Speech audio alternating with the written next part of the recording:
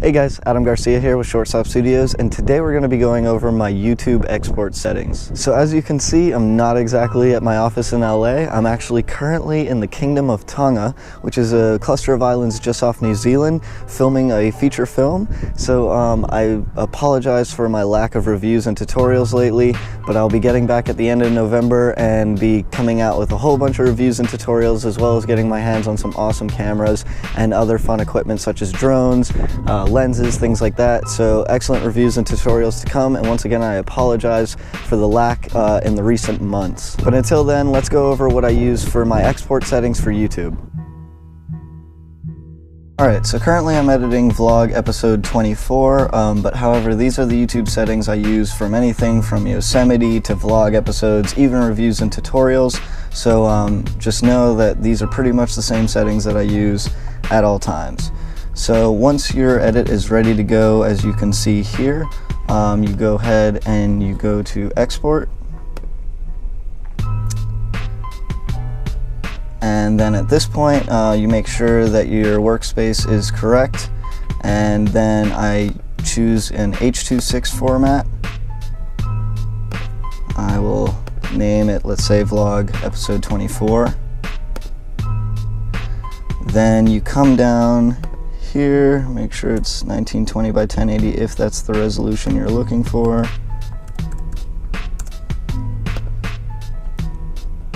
I always check maximum render quality and use previews, unless for specific reasons I always export in 23:9:7.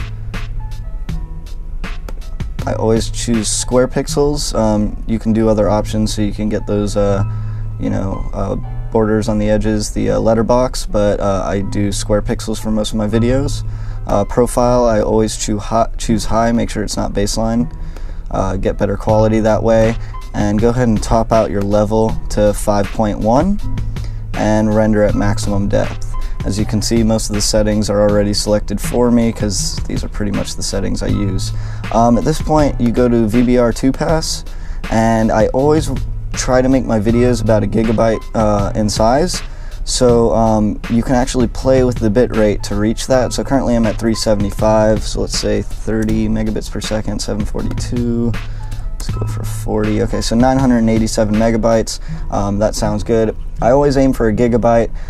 In recent months, because of the lack of good internet here in the French Polynesian Islands and Kingdom of Tonga, I've actually been reducing the size of my videos, but when I'm typically in LA where I have great speed internet, I go for 1 gig. And this is the same thing for vlog episodes, reviews and tutorials, Yosemite, Zion, my cinematic videos, so 1 gig is actually pretty good.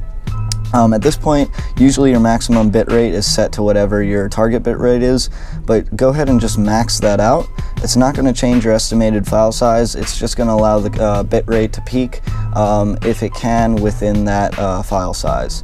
So at this point, I leave all the settings the same for audio and down in advanced settings, and these are pretty much the settings I've used for quite a while now on YouTube. They work great for me.